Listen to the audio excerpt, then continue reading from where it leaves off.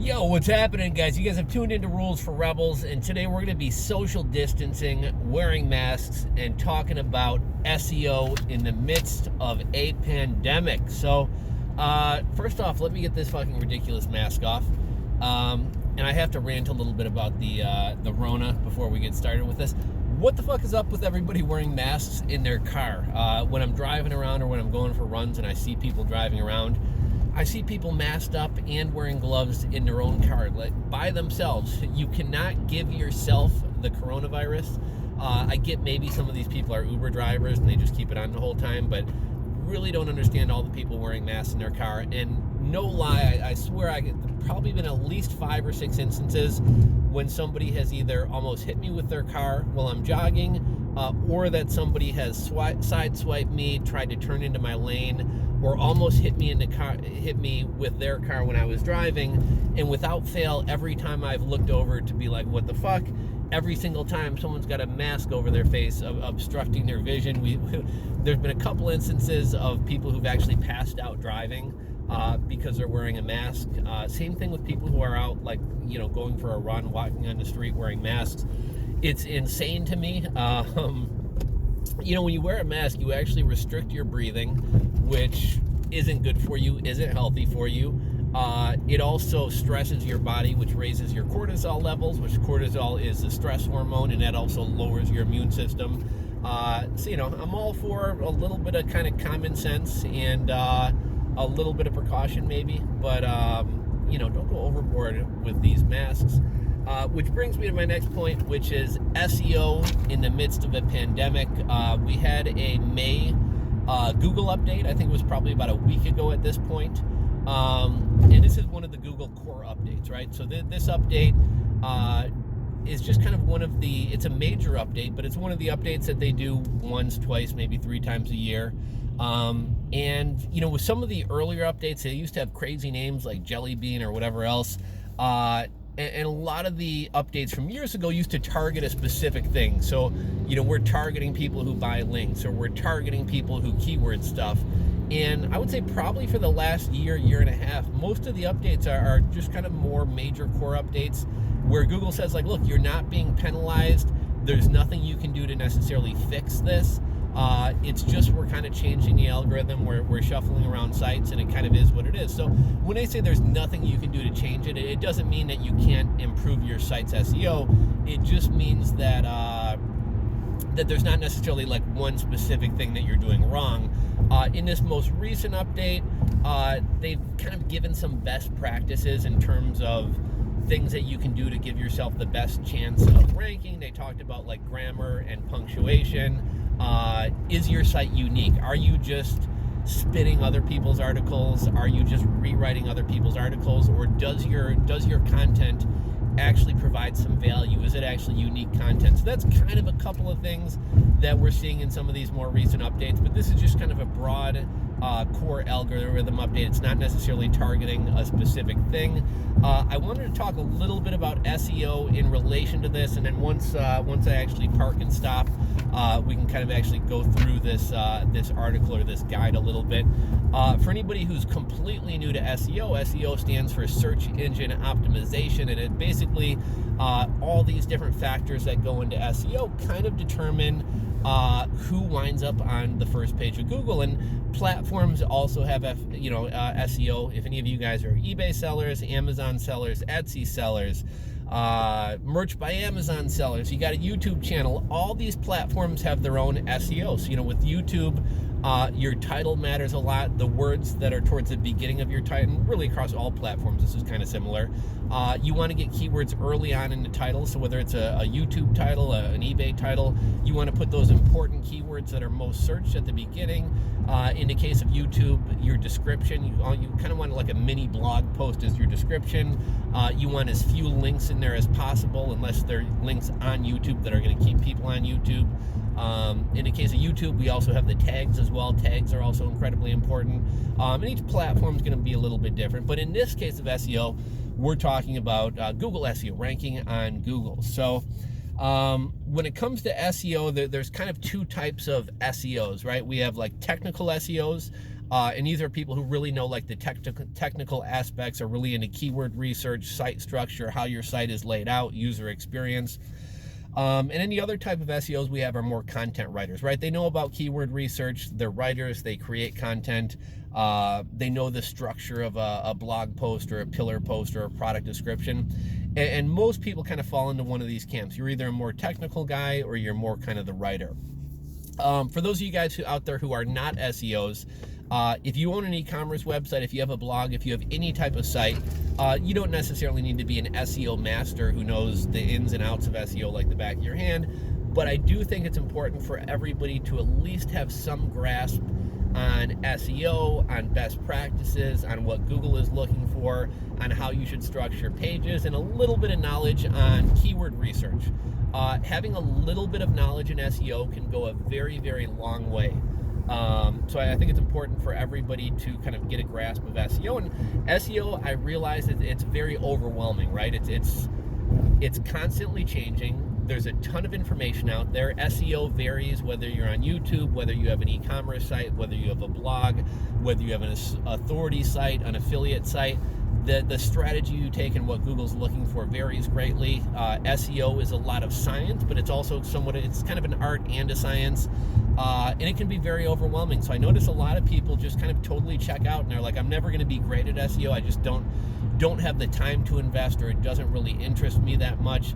So, I'm not going to go fully into it. I'm just going to try to create good content and hope that kind of helps me rise to the top. And I actually fell into the trap of doing that very same thing. I'm like, you know what? I'm never really going to be great at technical SEO, so I'm just going to create what I think is quality content, and I'm going to create a lot of it, and hopefully I do pretty well. And if you're in an uncompetitive niche, if you have an uncompetitive site, if you're going after low-hanging fruit, that actually can work. But I do think it's good to invest a little bit of time into learning SEO, learning keyword research, and at least at a cursory level, kind of keeping up with, Google changes, Google algorithm changes and things like that. So there's a couple good resources out there for that. First off, one of the best tools is SEMrush. I am an affiliate for SEMrush. I'll drop a link to my affiliate program. I believe that gets, or my affiliate link, I believe that's going to get you a 7-day free trial. And SEMrush and pretty much all SEO tools are going to be pretty expensive unless you have a successful business or unless you have clients who are paying you money. Your casual blogger probably isn't going to want to throw out the $99, $200, $300, depending on which package you choose for an SEMrush or a Moz or anything else. You can get the free trial if you're launching a new Shopify store, if you're starting a new blog. Sign up for a trial to SEMrush or Moz or some tool. Initially pull as many reports and as much research as you can, and it'll at least give you a good base to start out with. As far as like some free tools and publications to keep up with on a regular basis, Search Engine Journal is a good one. They kind of keep you up with kind of new things happening on Shopify, new changes and new features being rolled out to Instagram and different social media platforms. Oftentimes they'll cover new changes or new things that are popping up, current events that are relevant to like eBay sellers, Amazon sellers, Etsy sellers, Poshmark sellers. It's primarily about Google algorithms and SEO, but they do touch on social media and digital marketing and kind of content creation in a lot of different ways. So I think Search Engine Journal is a good one. I'm trying to think. There's another one called Search Engine Roundtable. There's another one called Search Engine News. It's a newsletter. It does cost $99 a month. It's pretty expensive, but if you're into SEO, it's definitely well worth it. They have a podcast wrap-up every month. I do subscribe to Search Engine News, but it is pretty expensive. If you guys have an interest in SEO and learning more about this stuff, let me know, and maybe I'll do a recap, because I do pay for the newsletter. Maybe I'll do kind of a recap of Search Engine News each month for you guys and kind of bring you up to speed on a lot of that type of stuff. One thing I wanted to touch on kind of before we get into this is there's kind of a debate right now, is, are backlinks still important? Do you still need to focus on getting backlinks, or is content king? Can you just create a lot of good content? A lot of people say, backlinks were, years ago, back during the made for AdSense days, they were incredibly important. You know, a couple years ago they were really important, but Google's algorithms have gotten a lot better. They're a lot better at knowing like searcher intent. They're a lot better at actually being able to read your articles, being able to tell if it's quality writing, things like that, if it's answering questions that people are wondering about. The advent of like featured snippets and the improvement of featured snippets, like Google really knows what people are searching for and where to find the answers. And that is all true, but at the end of the day, backlinks are still incredibly important. Get a little bit into backlinks. A backlink is when another website links to your website. Backlinks are important. Another thing that's very important is internal links. Think of your website like a chain, and you never want that chain to be broken. So if you have a product description, that product page should lead somebody somewhere. So if you talk about a brand or a category, maybe that product page links back to a collection page or a brand page. If you're writing a blog post that mentions a product that you sell, use a hyperlink. A hyperlink is when, I'm going to get real basic here, but a hyperlink is when you highlight a word and then you click that little chain button and then you put in a link. So if somebody clicks that word, the word will typically be blue when the rest of the text is black. And when somebody clicks that link, it will take them to that page. So if you're writing a blog post and you mention a product that you sell, turn that into a hyperlink, and then that page leads to a next page. And that's kind of one of the best practices for SEO, and something that's really kind of dumbed down and easy to follow is never let that chain be broken. Every page on your website should lead to another page. Nobody should ever hit a dead end. And that's referred to internal linking, when your product page links to a collection page and your product page links to a blog post and a blog post links here. That's called internal linking. I guess that's kind of a form of a backlink, although a backlink is when an external site links to your site. Now, how do you get backlinks? We can make a whole video about that. Haro, Help a Reporter Out, is helpful for that. If you have an e-commerce business, you might see these blog articles and things like that, like the 5 best food processors under $50, or the 10 best must-have items for going to the beach this summer. All of those articles are typically either A, somebody using affiliate links, or B, somebody who's gotten free product from an e-commerce store or a brand and is mentioning that product. And because they got a free product, they're mentioning it in the blog. So if you want to get backlinks to your product pages, which is typically something that's very difficult to do, because most people are just going to link generally to your website or your homepage. If you want to get backlinks to product pages, find people who are writing these articles, these listicle type articles, the top 10 this product, the top 10 laptops, the top 10 laptops under $500. Find people who are writing these articles and say, hey, could I send my product into you to be featured in one of these product rundowns? That's a great way to get not only get a backlink, but get a backlink to a product page, which is typically something that can be kind of challenging to do. So backlinks are incredibly important. I work with a number of different e-commerce stores, a number of service businesses. Backlinks, I would say, are less important with local businesses than they are like a blog or an e-commerce site, but backlinks are always important. I think on average, they say the average business spends about $263 to get a backlink. You can buy backlinks. I don't know if they're still doing it. At one point, Apple.com, Apple's website would actually sell backlinks. It was like $10,000 a month. And just another brief word about backlinks. The easier it is to get a backlink, the less valuable it is. So like a forum signature, a forum profile, a social media profile, these backlinks are really easy to get, so they don't really hold that much weight in Google. Whereas if I get chicagotribune.com to link to me, that's a credible site. It's an established site. They have a high DA score, a high domain authority score, or a high page authority score, and that basically sends more juice to my site. So the larger the site, the more credible a site you get a backlink from, the better it is. And kind of the more difficult it is to get a backlink, the better that backlink is going to be as well. With backlinks, we have do follow backlinks and no follow backlinks. There's been some update with those. Do follow is basically the site who backlinks to you is basically saying, like, this is a credible site, I recommend this site, and that's a do follow link. If somebody's using an affiliate link, for example, they might put no follow, and it's kind of like, I'm going to link you here, but I don't really put that much faith in it. If any of you guys have like Blogger blogs or WordPress sites, like when you create a hyperlink and link to somebody there, you typically will have a choice to make it a do follow or a no follow backlink. If you guys are looking to rack up some backlinks, like directory backlinks are some of the easiest ones to get.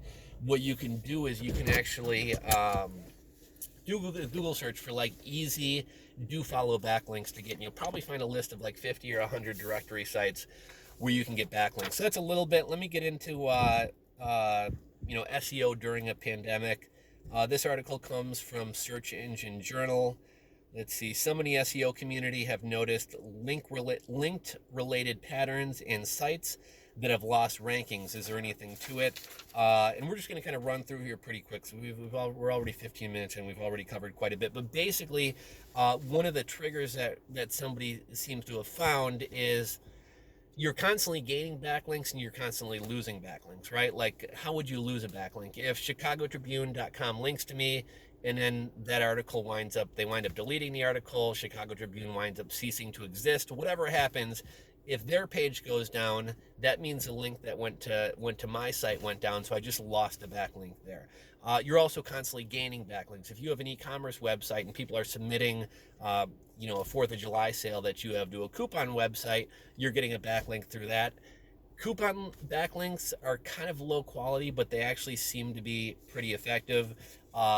Blog commenting and forum commenting, Google says that they're garbage backlinks. I've actually noticed a lot of my competitors who are doing really good SEO-wise are actually investing a lot of time in blog comment backlinks and forum backlinks, so I think there is something to them.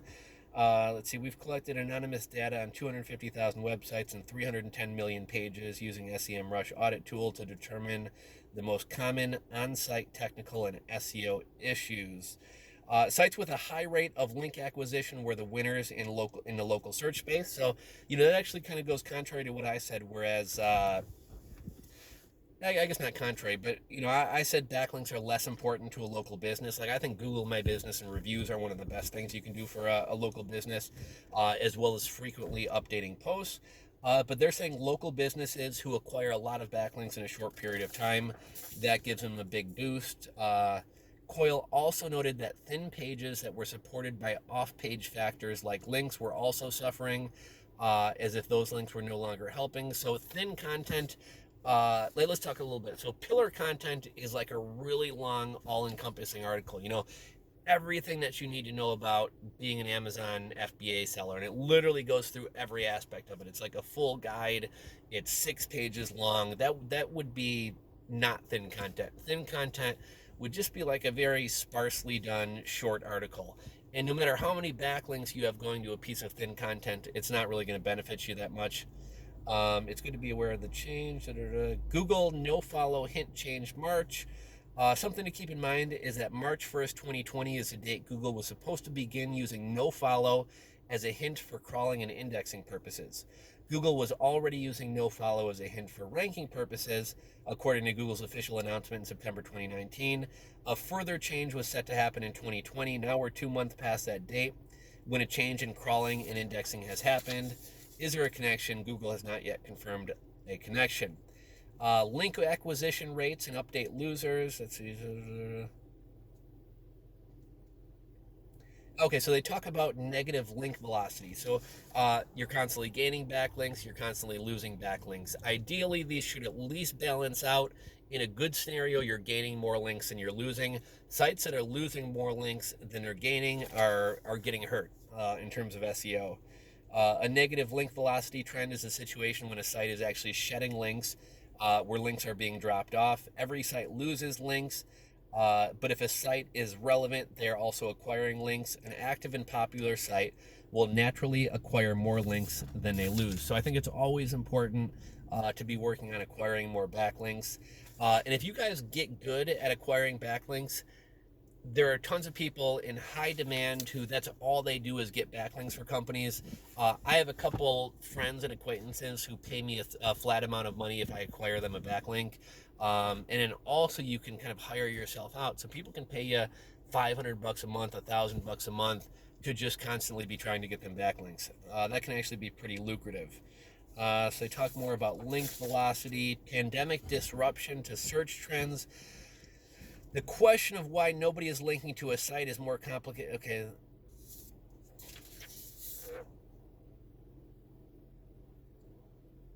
Okay, so I think there was some talk in here about just some sites that are kind of hurting SEO wise. And this kind of goes to the thing of link velocity. They kind of talk about how Planet Fitness, their SEO has been suffering, and it's, well, shit, man, we're in a pandemic. Nobody can go to gyms. Gyms are closed. Therefore, gyms are less relevant. Therefore, less people are linking to gyms. So, right now, Planet Fitness is shedding more links than they're gaining, and that's hurting them in terms of SEO. And again, with SEO, Google never tells us exactly what their algorithm is or exactly what they're looking for. So a lot of this is people kind of running their own experiments and trying to kind of parse things out from the data.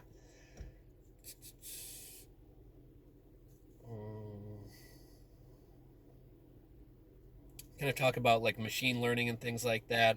Uh, so a lot of people worry about like negative SEO or like black hat SEOs attacking their site. So theoretically, I could buy you a bunch of like porn links or Viagra links to your website, and not only might you start ranking for some of these like porn and Viagra terms, which is bad in the eyes of Google, but also, or maybe I could buy you temporary links, right? I buy you a bunch of links for 1 month, and then all these links fall off.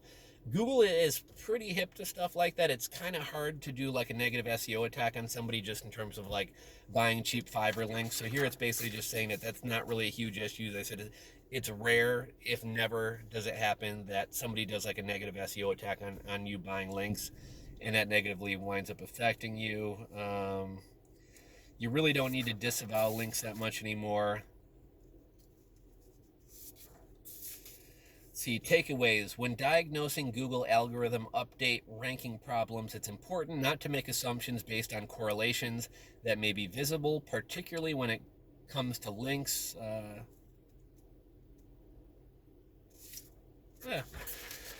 So I guess that one wasn't too in depth, but I think we covered a good amount of stuff about SEO. I guess this was more kind of an intro to SEO more so than it was SEO during a pandemic. But let me know how you guys have been affected by the May Google Core update, if you've been affected at all. Anything else you guys have to share or whatever, go ahead and drop a comment down below. If you're not subscribed, hit that subscribe button below, and I'll catch you guys in the next video. Later.